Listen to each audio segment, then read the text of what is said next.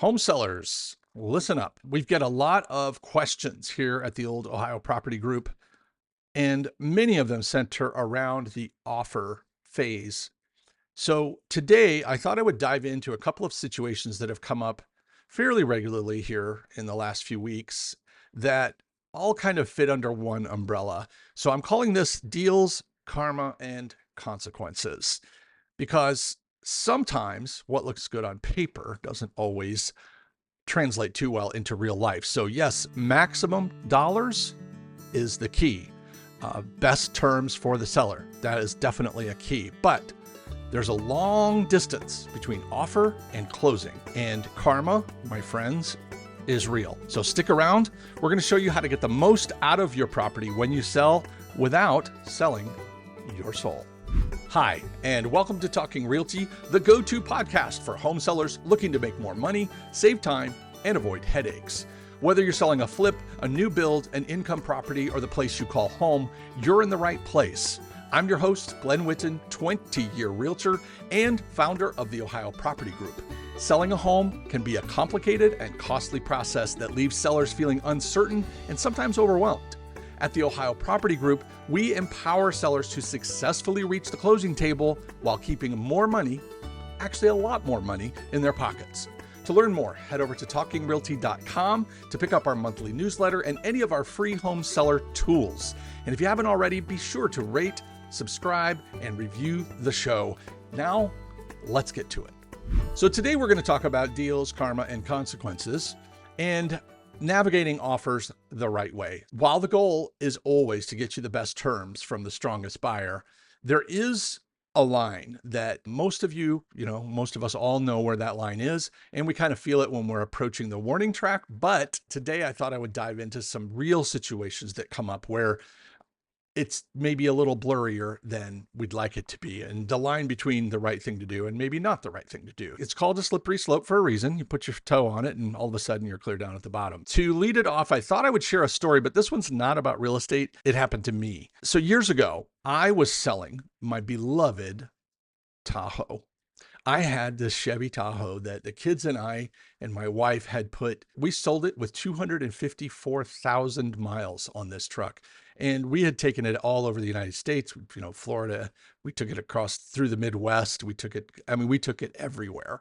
And with 6 kids, it had a lot of memories. And so we decided, though, it was time. The kids, a lot of them had moved on, and it was time for Tammy and I to sell this thing. So, being that it was high mileage, but in excellent condition, I might add, we decided to sell it. And I placed a sell price of $4,000 on this Tahoe, which for the time was not bad. I did some little bit of checking, looked for some comps, and was able to see that that's about what the going, maybe a little high.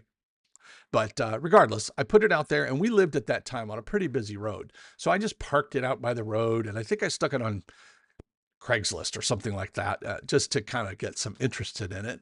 And sure enough, after a day or so, this guy comes along. I didn't know him. Ada, Ohio, which is where we live, is not a very big town, but I still didn't know the guy. So he comes out, he walks around, he test drives it, and gets out, gives me the stare, and throws me a number of $3,200. I was like, well, that's a lot lower than I wanted to go, but I also wanted it to be gone and cash in hand. So anyway, so I took it. It turns out he didn't have $3,200 on him, said it was going to take him a day or two. But we shook hands, and I had it out there for a couple of days, and he was the first guy to make an offer. So I thought, well, why not? All right. So that's that. He leaves, and the next day I am out tooling around with my good buddy Juan, and we're driving down the road, and I'm, of course, talking about my Tahoe sale and this guy that I have lined up. So in the middle of that, my phone rings, and it's a guy I know, not very well, but I know him. And he calls, he says, "Hey man, I heard you're selling your Tahoe." I'm like, "Yeah, well, I got a guy that made an offer on it." So he's like, "Oh, well, I'll tell you what, I'm selling my car right now. We're headed over to, I won't say the name of the dealership, but we're headed over to a dealership. They're having this deal where they're buying cars, and we have a car we don't want anymore. We want a truck like your Tahoe. And I know you've taken great care of it and all this stuff. So I'll give you 4,000. That's what you're asking. I'll give it to you." And I was just like, oh, what do I do? So he says, I don't have the cash right now, but I will have it in a day or two. I'll take this car that we're selling over to the dealer who's going to buy it for cash. And so anyway, I said, well, let me get back to you. So I hang up and I talk to Juan as we're driving down the road. Obviously, I'm facing a moral dilemma at this point. I really, really wanted the extra $800, but I had made this handshake deal with a guy I don't know. And then a guy I do know who really needs the truck, knows me, knows that I've taken excellent care of it, wants me to help him out. So what do I do? This is not unlike a lot of home sellers. So there's a handful of scenarios I want to cover because they all loosely fit together under this whole idea of deals and karma. So stick around and I promise to tell you the rest of the story. And there are a couple of twists and turns that I did not see coming. But we'll cover those after we get through the meat of this. All right. So I've got a handful of scenarios for you today that we've stumbled across, and we see these a lot. So that's why I wanted to cover them, because apparently they're pretty common. In scenario one, you've got a handshake deal, and I'll explain that in a second, but a better buyer comes along. Okay. So that's scenario one. Scenario two is when you've actually got a written deal together. So you are under contract, but then another buyer, a better buyer comes along. What do you do? And scenario three is when you get a great offer, but you just went on the market and you've got more showings. So what do you do there? And then scenario four is when you get a terrible offer. What do you do with that?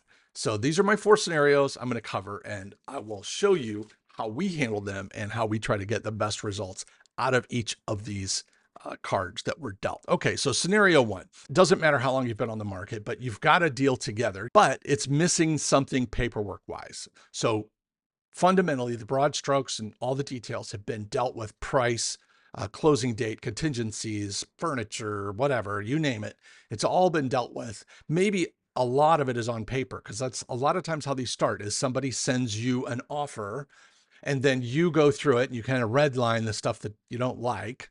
And you go back and forth, maybe verbally, maybe by text, maybe by email, but one way or another, you get it all put together. The last step in that process is to get everything buttoned up, either on the original contract with all the changes and initials, or you do what we call a clean copy, where you just rewrite the whole deal on a fresh contract and everybody signs it and we move on. But the important piece here is that you've already agreed. We have what is called a meeting of the minds. So if we're in that sort of no man's land between meeting of the minds and getting it all buttoned up on paper, sometimes another buyer will come along and they will make you an offer. And sometimes that offer looks really, really good. One of the temptations is that since you don't have a written contract nailed down with the first buyer, that you are free to accept the second buyer and just toss the other buyer aside. I'm going to tell you it's not a good idea for a variety of reasons. Number one, you don't know yet whether or not that second buyer is for real. I have had plenty of second buyers show up at an open house or reach out to the seller and say things like, oh my gosh, we're going to beat that offer if they happen to cough, if the seller coughs up what the first offer was, which I don't recommend, but let's just say they did. Okay, we can beat that. Or they'll give them something really attractive, like, oh, I don't want any inspections. I'm not going to have an appraisal. Like, we can close in 7 days. They're going to make it sound really sweet, because truth number 11, nothing motivates a buyer like another buyer. Well, that applies to buyer number 2. They know you have a contract. You've probably told them you have a buyer, and now they're super, super, super, super motivated, and they're going to give you the moon and the stars. Well, remember, that is also verbal at this point. We don't have it on paper. We haven't verified their financing. We haven't really nailed down all these promises that they're going to make. Well, that's a problem, because many, many times we see this where somebody comes in talking big, and then by the time it gets on paper, things have changed. All of a sudden they decide, well, maybe I do want to do some inspections. And oh yeah, my lender says I have to have an appraisal. Okay, well, what lender? I thought you were cash. Well, it's cash, but insert. So in other words, those deals tend to crash back to earth. So the problem with a verbal offer that you haven't sewn up is if you throw them aside a couple of things could happen. Number one, the first buyer, if you toss them aside, if you're lucky, they'll walk away and never speak to you again. If you're lucky. If you are unlucky, either the buyer will sue you, which is rare, but it does happen. It's called specific performance. And the buyer will try to sue you for specific performance, meaning you are obligated to sell them that house. Even if there's no chance they're going to win it, it's still a pain in the butt. You still have to pay time and money to get it resolved. And by the way, you can't sell your house while that's going on. So that's worst case. Second worst case is maybe the buyer walks away unhappy, but their agent wants to make a claim that they met the burden to earn their commission. It's called a procuring cause, and there are lots and lots of rules, and lots of those rules would tell me in this situation, they're probably not entitled to that commission. However, that doesn't mean they won't tie you up chasing it down, being a pain. So that's another bad outcome. The other bad outcome, which is a little more karmically related, is let's say you burn buyer number one, you move ahead with buyer two, and that deal falls through. Now you got nothing. So buyer number two is gone for one reason or another. Maybe they made promises they couldn't keep, but buyer number one is never going to talk to you again. And their agent is never going to deal with you again. And if that agent works for a brokerage, probably has told everybody there, don't trust that seller. And depending on the size of your small town or the area you live in, even if it's a large city, you're still in what we would consider a small area. People talk. So karma could come back and resonate and really, really bite you in the backside on that. So I'll tell you how to deal that second buyer here in a minute, and to leverage not only the second buyer for possible future gain, but also to use that second buyer as an insurance policy with the first buyer. So it puts you in the best of all worlds. So let's move ahead to scenario two, and then I'll tell you how to wrap both of them up. Scenario two is you're already under contract. This was a little more clear cut. You've made the deal and all the paperwork is done. So in that case, buyer two comes along and they're making lots and lots of promises. You can't legally throw buyer number one to the side. You have a legal and binding, presumably, contract with that buyer. And if they're represented with an agent, they're definitely not going to go quietly, because now you're screwing with that agent's commission. Even if you're not paying it, somebody is paying it. So either you are the buyer. That is not going to be a fun scenario. And if you try to wiggle out of it, it could have real legal consequences for you. I've even seen sellers sign the second deal, also a legal problem. You cannot legally sell your house to two different people. So that's a problem. You may be tempted to just aggravate the first buyer. Let's be honest. I mean, just be such a colossal jerk that they want out. You could do that. Karma says you shouldn't. And for some of the reasons I talked about earlier, you shouldn't. But again, small town, even if you get it together with the second buyer, you've got this karmic check hanging out there. And you might call it Murphy's Law. You might call it a lot of other things. But I promise you, in some way, shape, or form, whether you believe it or not, the universe will exact that check from you at some point, probably in the near future, and it will probably have some interest on it. It is a terrible idea to try to burn a bridge with the first buyer and get out of that contract just to take what may be behind door number two. And again, you don't really know what's behind door number two.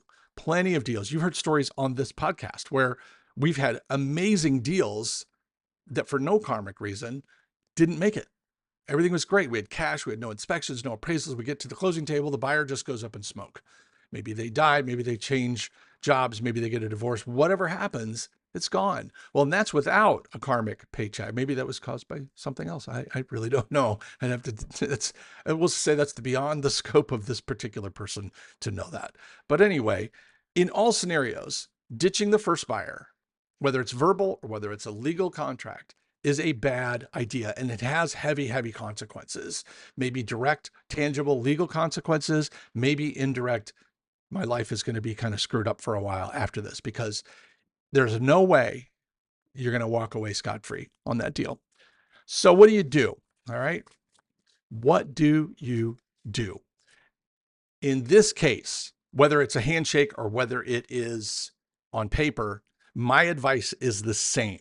First of all, if it's a handshake, stick with the handshake, honor your word. How you do anything is how you do everything. We can explore that in a little bit, but I promise you, if you even hesitate with that first buyer on the verbal, you may be very tempted to call them, poke around. They're going to smell you out.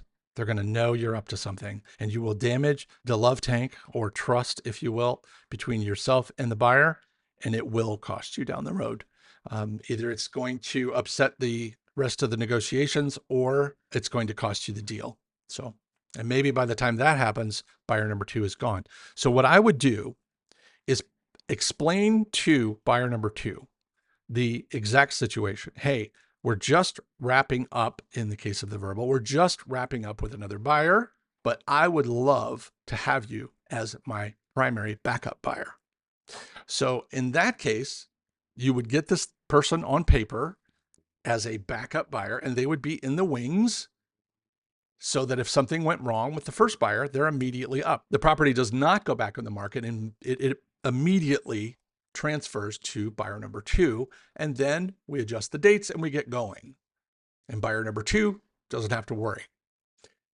The other benefit, which may be in the contract language, maybe not, but it's kind of implied, is that the backup buyer can get out of that backup deal anytime.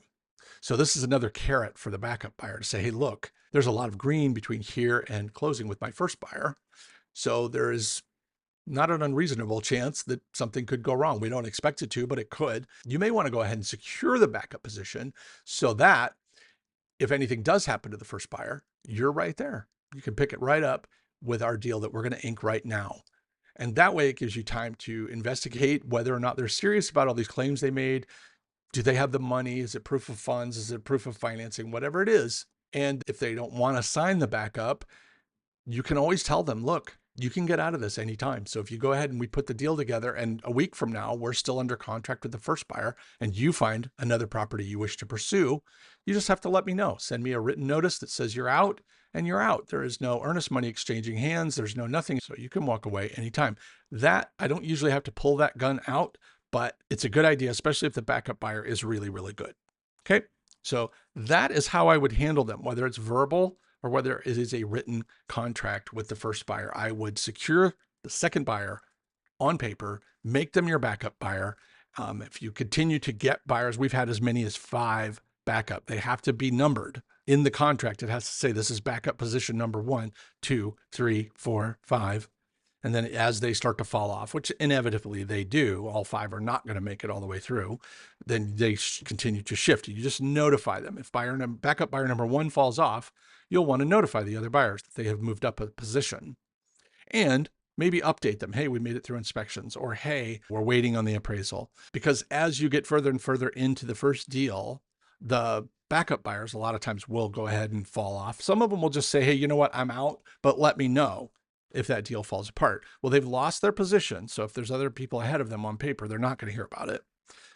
But regardless, there's lots and lots of things. We just did a whole rebound episode, so check that out. We talked through that whole process. One of the other things to consider is that by having a backup or multiple backups, you now have the ultimate leverage. You have the trump card, because if buyer number 1 starts to act up, you are at a crossroads. You can, if your backup buyer is way better, you can let them act up, let them do what they're going to do, and then just politely decline to participate. So, for example, they send you a ridiculous list of inspection requests. All you have to do is say, no, I'm not going to do that. House is as is, I'm sorry. And either they'll walk away or they'll get in line, in which case you win. Keep in mind, if they do send you some material latent defects in there, you have to disclose that to other buyers. You can't unknow that now. So keep that in mind.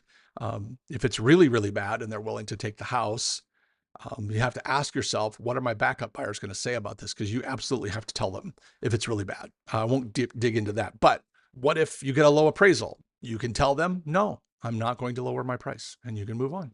Because appraisals, as we've learned in other episodes, they're not going to stick around and haunt you once that appraisal is done, unless it's an FHA buyer in which case it goes into the FHA file for 6 months. You're stuck with that.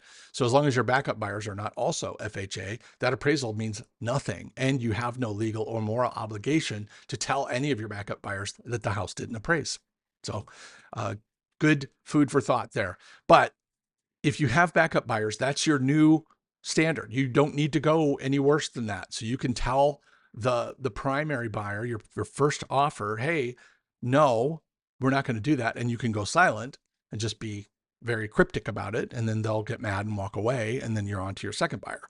Or if you don't want to start over with your backup buyers, you can tell them, hey, I've got a backup buyer that's better than what you've got. So I have no reason to do what you're asking me to do because I've got a better person waiting in the wings.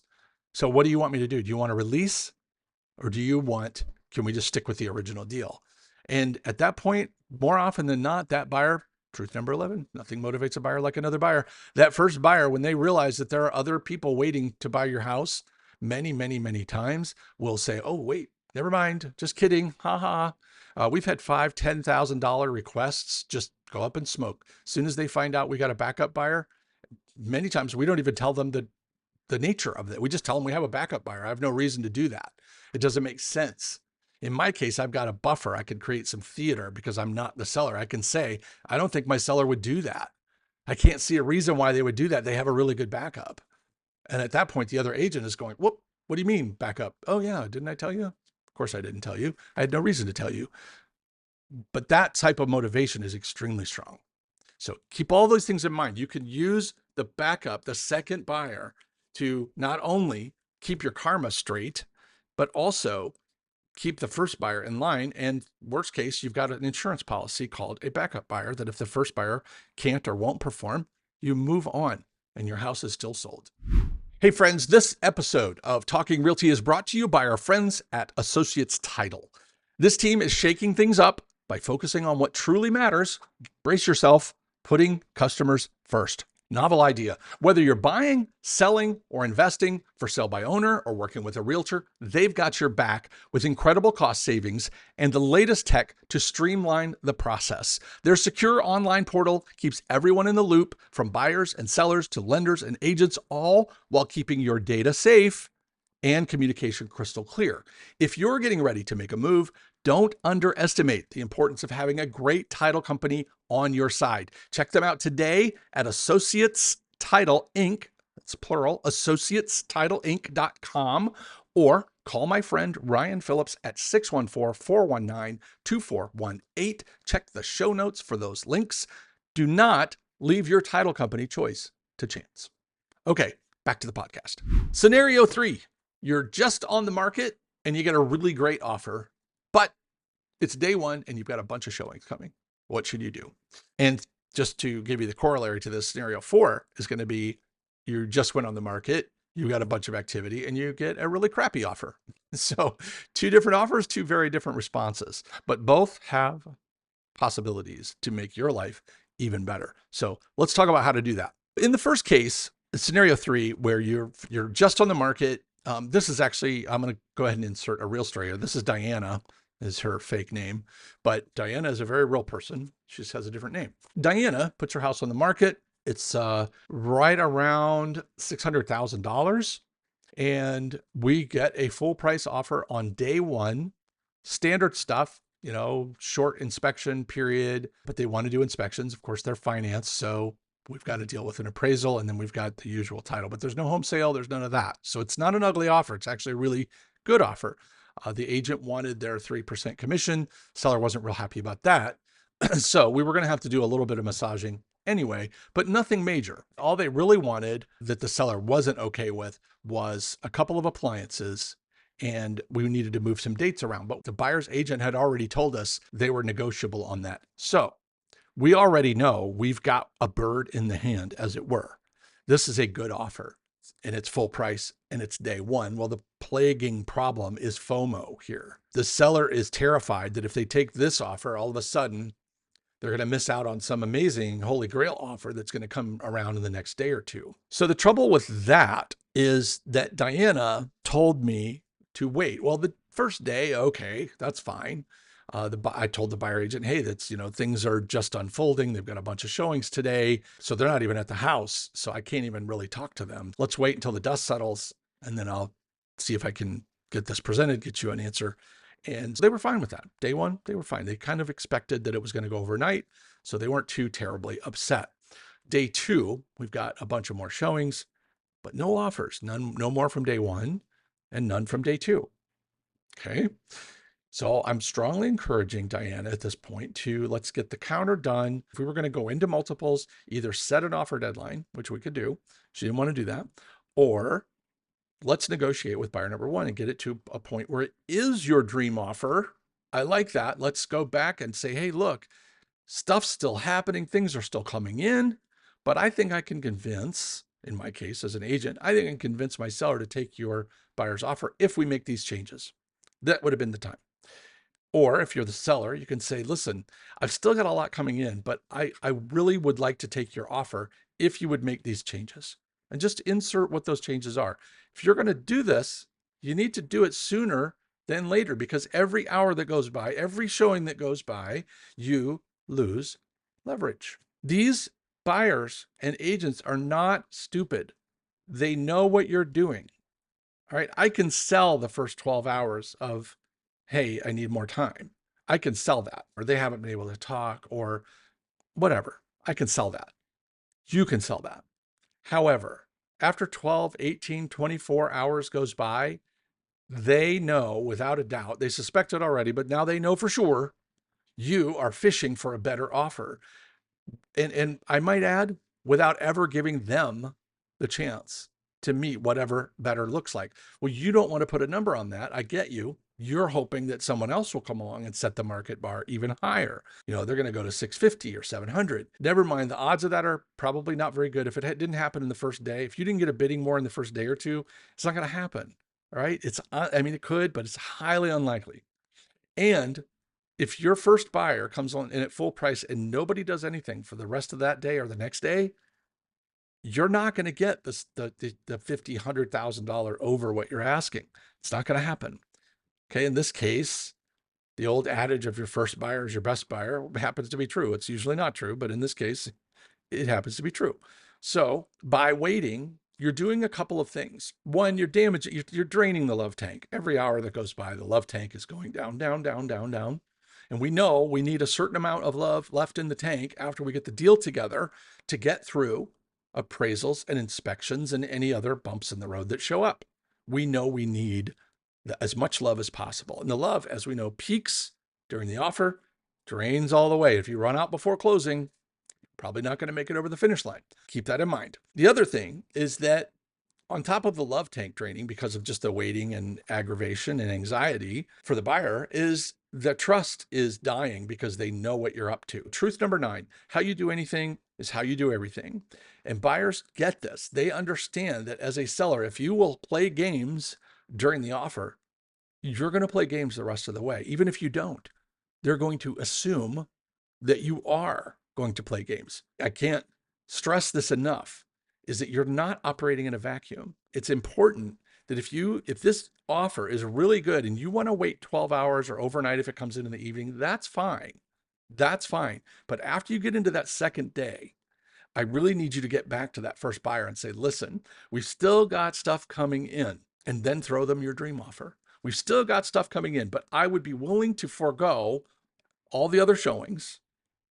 I would be willing to forego the open house I have scheduled if we can come to terms here. Then give them your dream offer. This is the price. Whatever changes you want to make, those appliances, those dates, make the changes. And at that point, you're still back in the love tank and you've made them feel a little bit special because they know you have all these showings coming up.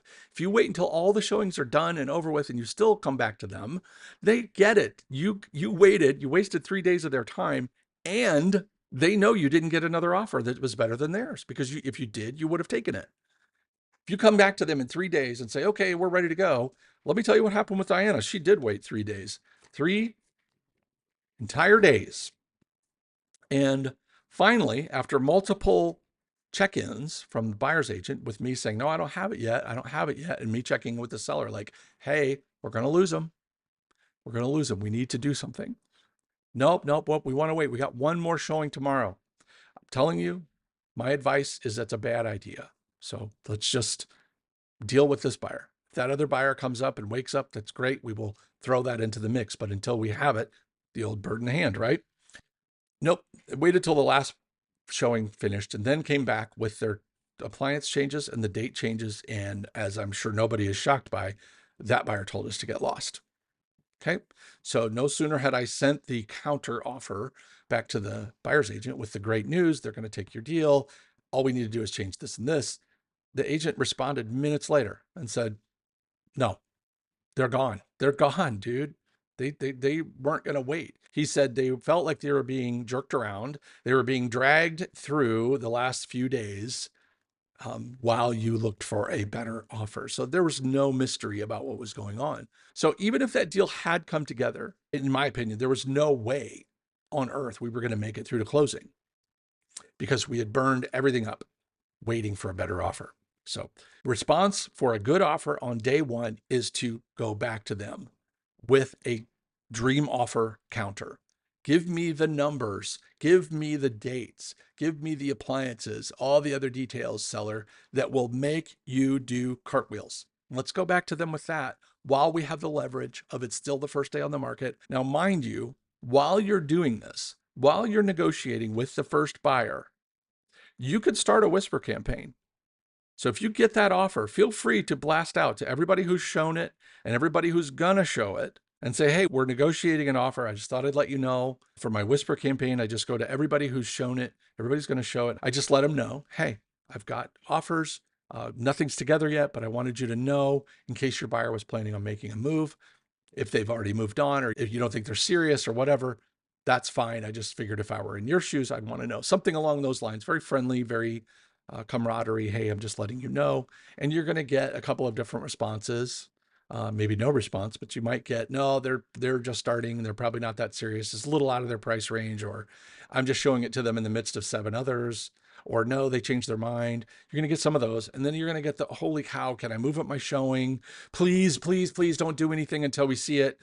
That is a good reason to wait. That's a good reason to wait.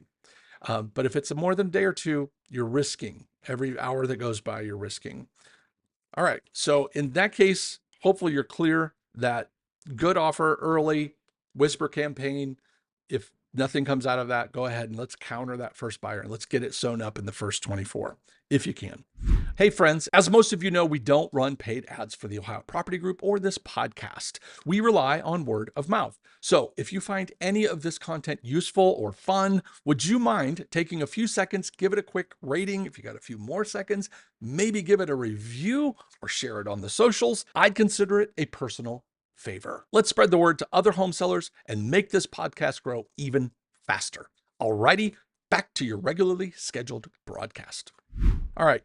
Scenario 4, first day on the market, you get a lowball offer.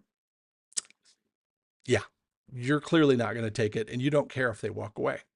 So you could do a couple of things with this. I did an episode a while back on generating a bidding war, multiple offers. Go back and check that out because we have taken, in that case, and we've used this play a couple of, this was the first time we'd ran it when I did that podcast episode, but this was where we took a lowball offer and turned it into multiple offers.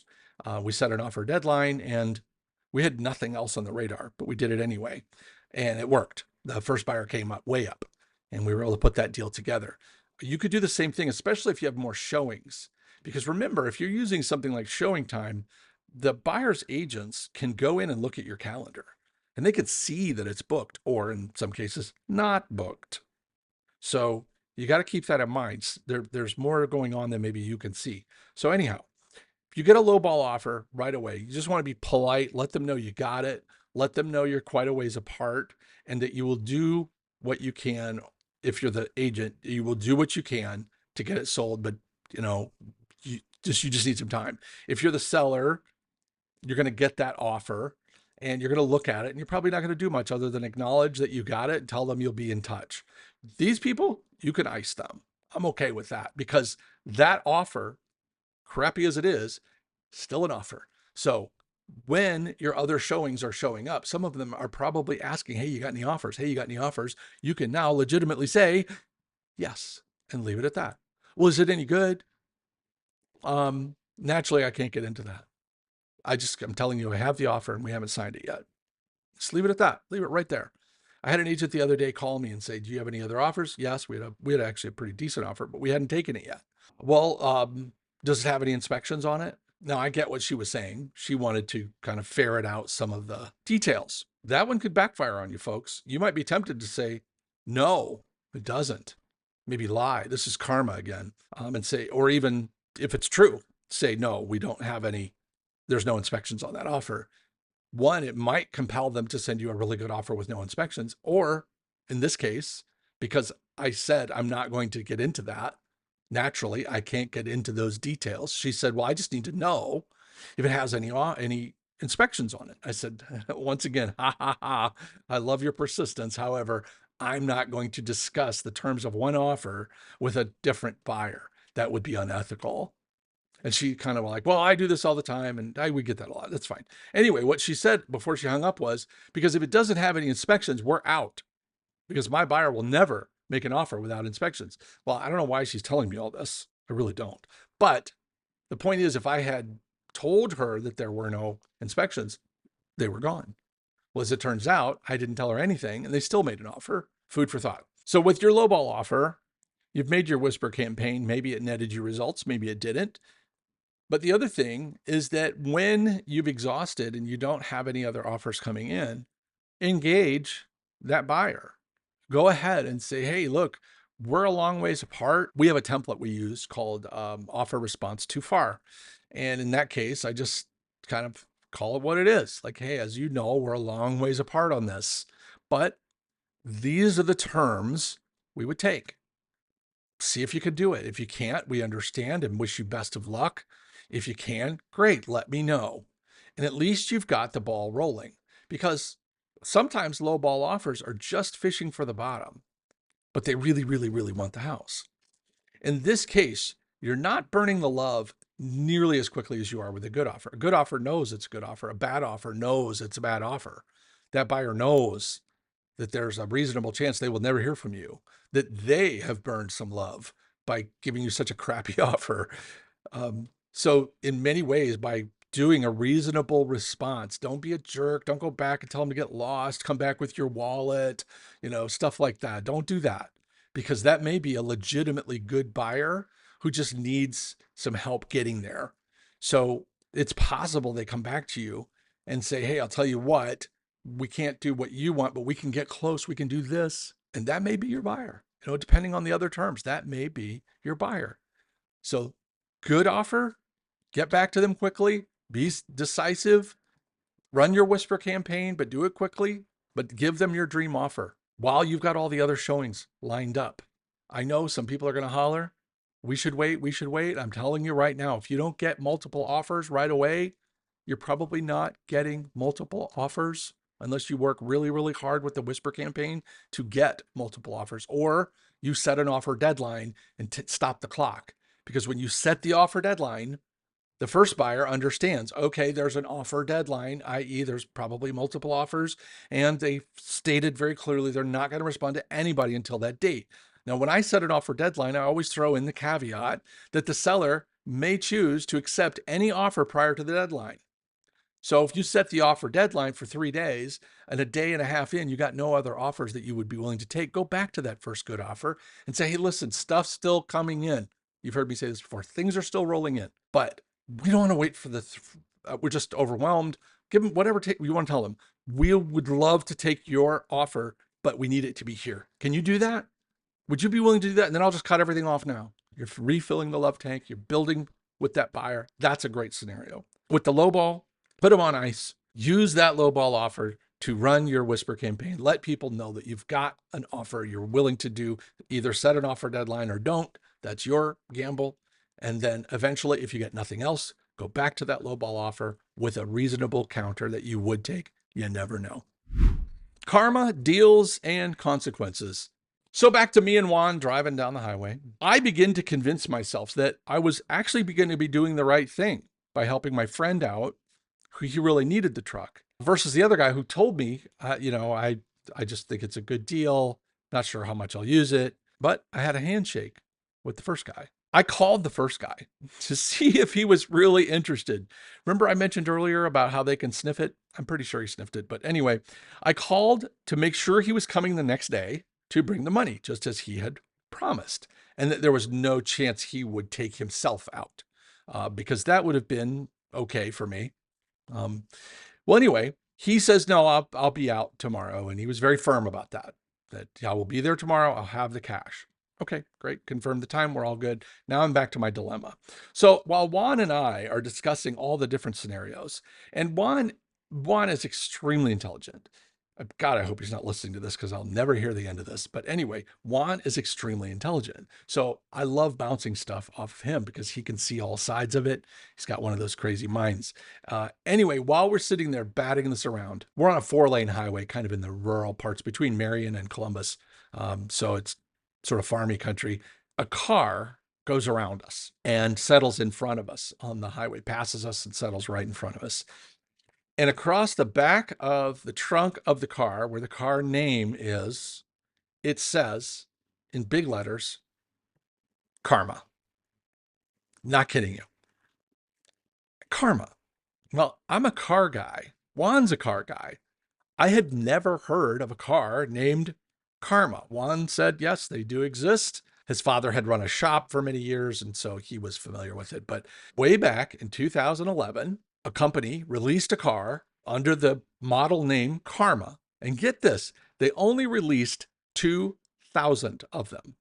That's it.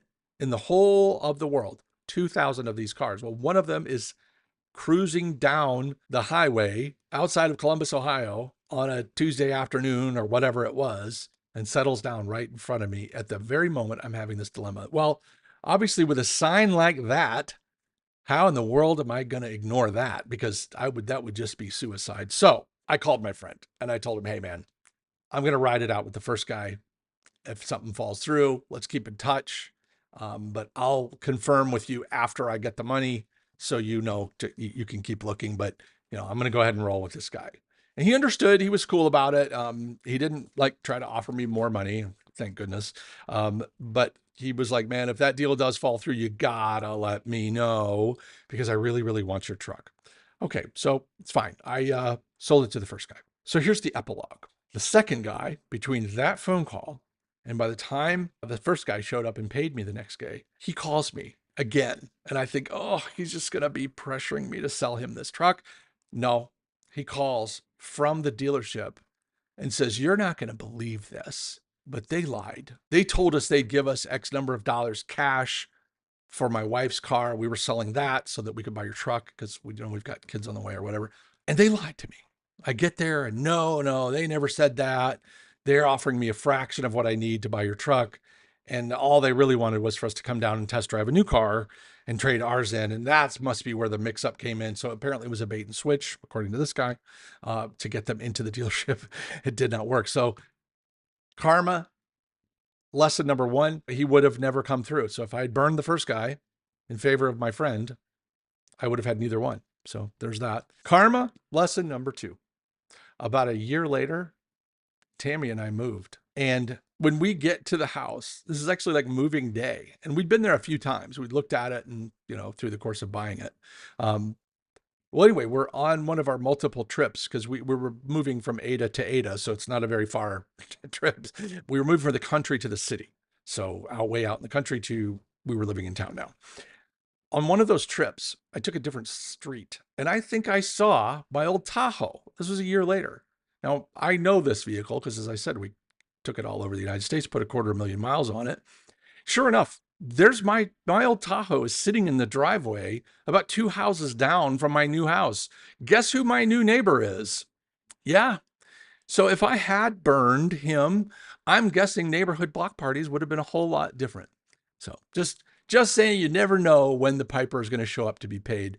But thank goodness karma was really in my face for this whole thing because it saved me from making what could potentially have been a disastrous decision.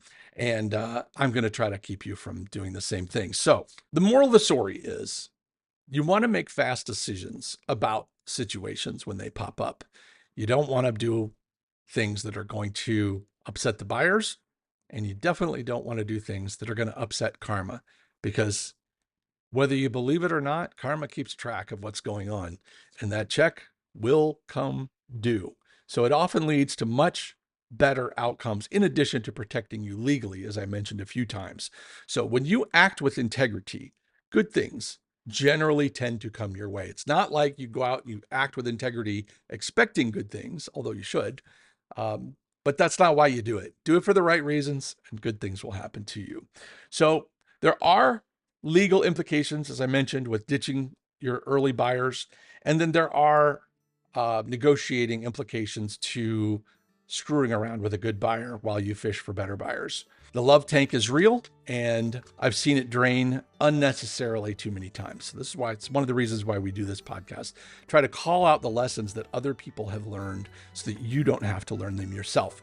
If anything I've said to you today means you want to talk to me, look in the show notes. You're going to find my email address. You're going to find my call schedule. You yourself can get on a call with me, and we can talk about, well, just about anything you want to talk about.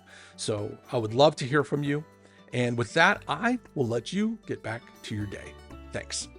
Thanks for sticking around. Hopefully you learned a little something today, or at least had a little fun. If so, please share this episode with someone or share it on the socials. Feel free to tag me if you do. The Talking Realty podcast is brought to you by Associates Title and the Ohio Property Group, a family-owned brokerage serving all 88 Ohio counties with realtor services. By the way, if you have questions, if you have topics, if you have guests you would like to see in the future, I would love to hear from you. So just head over to talkingrealty.com and say hello.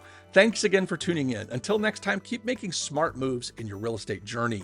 For the Ohio Property Group, this is Glen signing off. And remember, you can sell it. We can help.